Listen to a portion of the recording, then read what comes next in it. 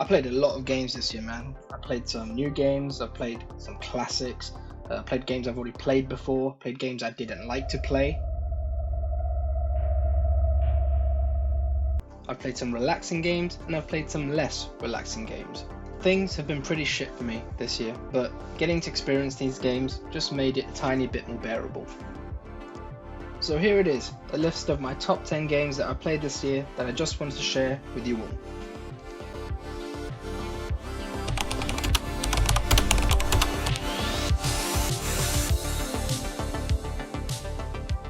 First up, we got the Fallout 4 Far Harbor DLC.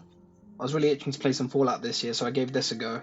The story was decent, had fun throughout, although I would say the first half is a lot more strong. The opinions on the story are sort of mixed online, with some going pee-pee poo-poo to some saying it's a masterpiece. I'm somewhere like here on the scale. Story's not everything. The open world was fun to explore. Side quests were really high in quality. It had that mix of goofiness and serious storytelling, but whoever designed this level, you're a piece of shit.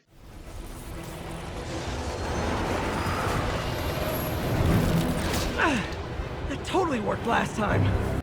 This was a lot of fun. I'm trying to save you, Martin. I've been pressing the same button for the past 5 minutes.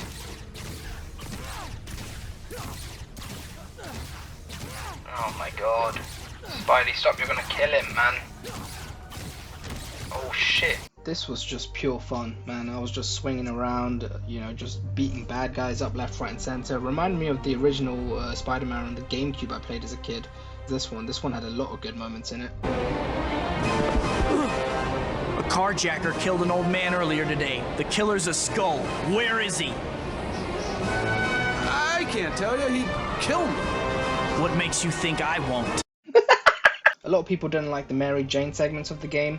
I thought it was a nice little change of pace, but overall you're just kicking dick, man. The entire game is just you just flying around, spinning, dodging bullets. It's good fun.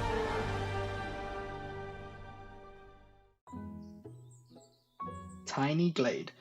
When this game came out, when I saw the trailers, I was like, oh, this might be good. And then I played it. Oh, it's so relaxing. You just take a step back. Everything slows down. You can make a pond. You can make a little barn house. And the great thing is, this game, you barely have to do anything. You just move things around, and the way it works is it just automatically generates little, ideas for you. It's great. If you're one of these people who say, well, it's not really a game, I'm going to politely call you a dickhead. Because it is a game, and I enjoy it. And this, it's just peaceful. It's relaxing. You can make some cool shit here. Also, they've got this cool camera feature where you can just then walk around in whatever you created. Dickhead. The Art of Rally looks cute and easy to play, but it's one of those games that is deceptive. You'll pick this up thinking you'll be ripping around corners, but you'll be hitting trees, you'll be rolling your car, you're going into the water more times than you can count. But then once you do get the hang of it, it is just so much fun to try and beat your high score. A huge array of cars to choose from. I wish I found more games like this to play, something just where the blueprint is so simple and you just have to turn it on and then just switch your brain off.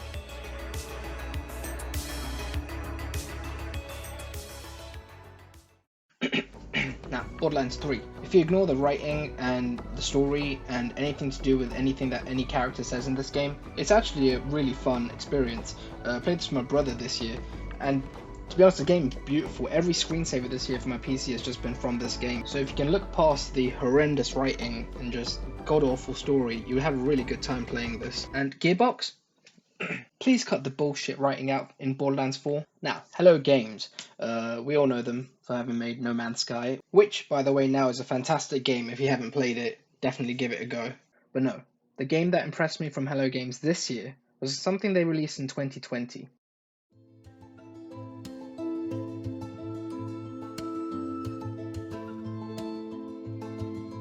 Every now and then you'll come across a game that isn't excelling in any particular aspect, but it still manages to just grip you for the 5 or 6 hours that it lasts. And this was that game for me this year. And sometimes that's all a game has to be, just a memorable experience and nothing more. I found a skeleton, found this tortoise dude, this piece of shit toad ate me, I'm jumping on fucking lily pads. I don't remember Dark Souls 3 letting me jump on lily pads. Fuck you, Miyazaki. Wrong Miyazaki. Yeah, fuck you, Miyazaki. Next up, we have Cyberpunk 2077 Phantom Liberty.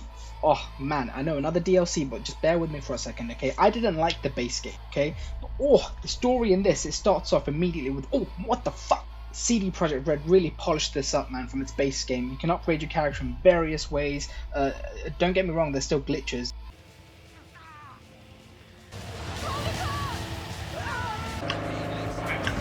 Where is it? What the? Hey! Shortcut. Oh, what? Is this Capitan Caliente restaurant? The story was just mind-bendingly painful, but in a good way. It really was something that was just so hard to get through because there were so many hard choices, and that's what a good RPG should be. So, yeah, good stuff. Now, what happens when you let this man from Belgium create his own independent video game studio using great cast and a talented music director? What you get is a monument in the video game industry.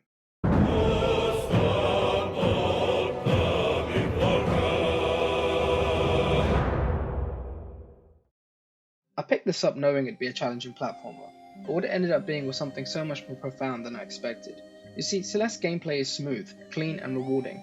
Every jump and dash is precise, man, and the game responds extremely well to your input. However, what really struck me about this game wasn't entirely the gameplay.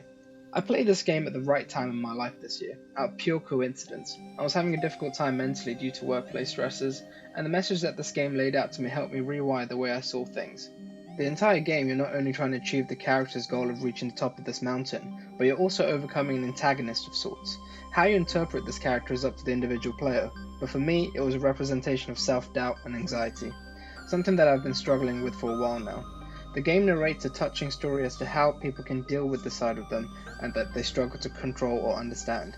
The entire game, you are either running away or fighting this other side of you, until near the very end where you become desperate to help it and in turn help yourself. It taught me that instead of seeing my self-doubt as something I needed to destroy, it was something that I have to accept as a part of me.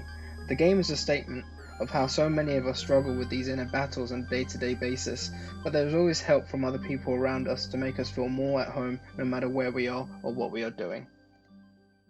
So really, if I just want to think about it a little bit, my message to you all is just don't give up, things do get better, the cloud will pass eventually, and just hang in there. And speaking about giving up, I'm glad I didn't give up on this man, because holy shit did he give me one of the best video game experiences of my life.